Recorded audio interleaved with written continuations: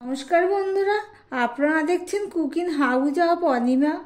আজকে আমি দেখতেই পাচ্ছ গুজিয়া সন্দেশ বানিয়েছি। এই গুজিয়া সন্দেশটা আমি কিভাবে বানিয়েছি প্লিজ তোমরা দেখতে থাকো আর ভিডিওটা না টেনে পুরোটা দেখো। একটু দুধ দিয়ে, গুঁড়ো দুধ দিয়ে আমি এই গুজিয়া সন্দেশটা বানিয়েছি। তাহলে রেসিপিতে যাওয়া যাক। গুজিয়া সন্দেশ বানানোর জন্য আমি এখানে দেখো এক বাটি গরুর দুধ নিয়েছি, এটা আমার জাল দেওয়া দুধ। আর এখানে আমি গুঁড়ো দুধ নিয়েছি এক বাটি, আরও এক বাটির মতো আমার এই প্যাকেটে আছে। তার মানে এই বাটিতে দু বাটি আমি গুঁড়ো দুধ নেব, দিয়ে আমি গুজিয়া সন্দেশটা তৈরি করব। বন্ধুরা দেখতে থাকো। বন্ধুরা, সন্দেশ বানানোর জন্য আমি এখানে দেখো লিকুইড দুধ নিয়েছি, গরুর দুধ জাল দেওয়া এক বাটি। আর এই বাটিতে আমি দু বাটি গুঁড়ো দুধ নিয়েছি, এখানে আমি এক বাটি নিয়েছি। আর এই প্যাকেটে যা আছে আমার আরেক বাটি গুঁড়ো দুধ, তার টোটাল আমি এখানে এক বাটি যদি লিকুইড দুধ নিয়ে থাকি তাহলে দু বাটি আমি গুঁড়ো দুধ নেব। আর যদি তোমরা লিকুইড দুধ না দিতে চাও তাহলে তোমরা সেখানে জল ব্যবহার করতে পারো লিকুইড দুধের বদলে। আর এখানে আমি এলাচের গুঁড়ো নিয়ে নিয়েছি।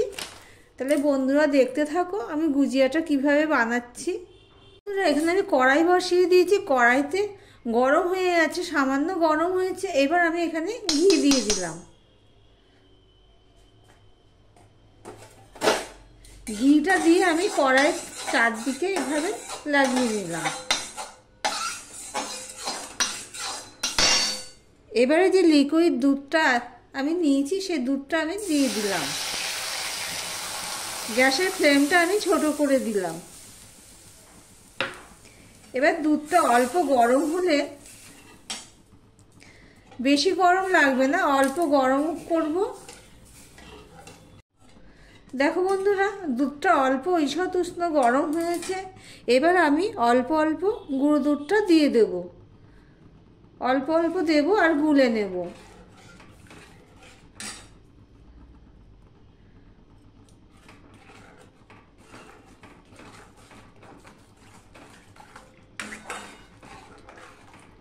আমি ঘিটা দিয়েছি এই কারণে, তাহলে কড়াইয়ের গায়েতে আর খুব একটা লাগবে না।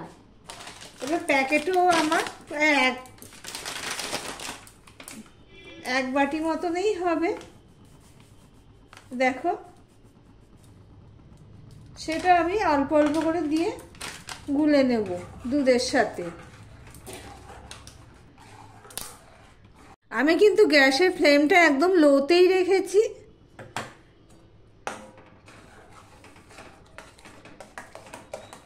খুব সহজেই তৈরি করে নেওয়া যায়।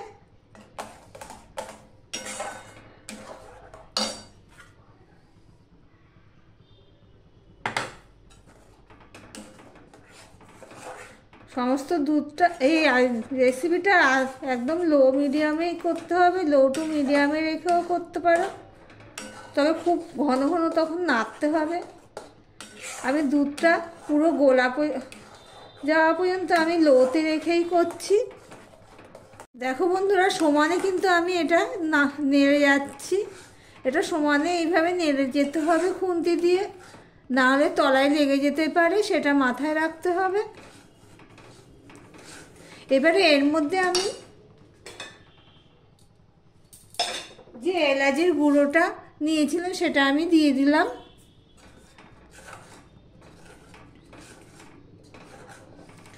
আর এখানে দেখো হাফ চামচ বলছি কেন, হাফ বাটিরও একটু কম চিনি আমি এটা দিয়ে দিলাম।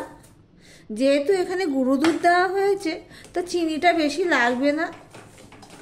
এবার সমানে এটা নেড়ে যাব, এইভাবে সমানে নেড়ে যাব।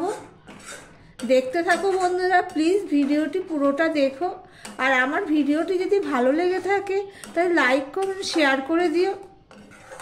আর যারা নতুন বন্ধু ভিডিওটি দেখছো এখনো পর্যন্ত সাবস্ক্রাইব করোনি, তাদেরকে অনুরোধ করছি সাবস্ক্রাইব করে পাশে থাকার জন্য। দেখো বন্ধুরা, সমানে কিন্তু আমি এভাবে খুন্তি দিয়ে সমানে নেড়ে গেছি। কিছুটা ঘন হয়েছে, এটা আরও ঘন করতে হবে। বন্ধুরা, এটা কতটা ঘন হয়ে গেছে। এবার এর মধ্যে আমি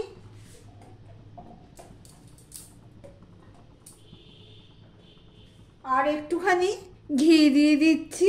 তখন তো ঘি দিয়েছি, হ্যাঁ, আমি আর একটু ঘি দিয়ে দিলাম। দিয়ে ঘিটার সাথে আমি সম্পূর্ণটা মিশিয়ে নেব। মিশিয়ে নিয়ে সমানে আমি নাড়তে থাকবো। এটা আরেকটু শুকাতে হবে। দেখো বন্ধুরা, এটা হয়ে গেছে। ঠান্ডা হয়ে গেলে এটা আরো শক্ত হয়ে যাবে। আমি এবার এটা ঠান্ডা করে একটা ডিশে নিয়ে আসছি। দেখো বন্ধুরা, একটা থালায় আমি এগুলো ঢেলে নিয়েছি। দেখো কতটা শক্ত হয়ে গেছে। এবার এটা আমি একটুখানি মেখে নেব। গরম এখনো আছে, আমি এটা একটু ভালো করে মেখে নেব।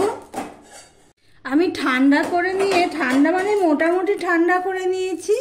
নিয়ে এটা ভালো করে আমি মেখে নিয়েছি। আটা বা ময়দার ডো যেইভাবে করে সেইভাবে আমি করে নিয়েছি। এবার আমি ছোট ছোট লেচি করে নেব।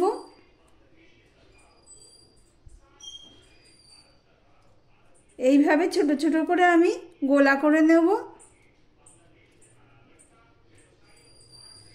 এটা ঠান্ডা হলে আরো শক্ত হয়ে যাবে।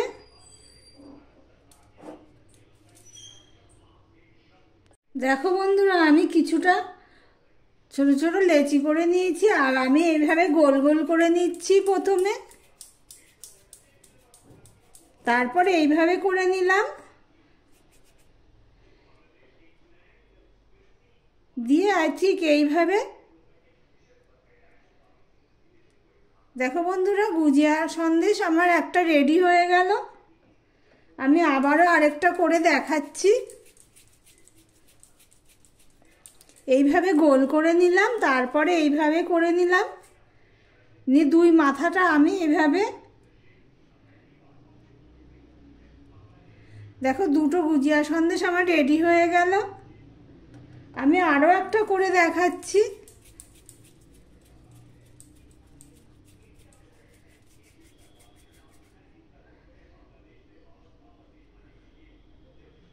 দেখতে পাচ্ছ বন্ধুরা, এইভাবে আমি সমস্ত গুজিয়া সন্দেশটা রেডি করে নেব।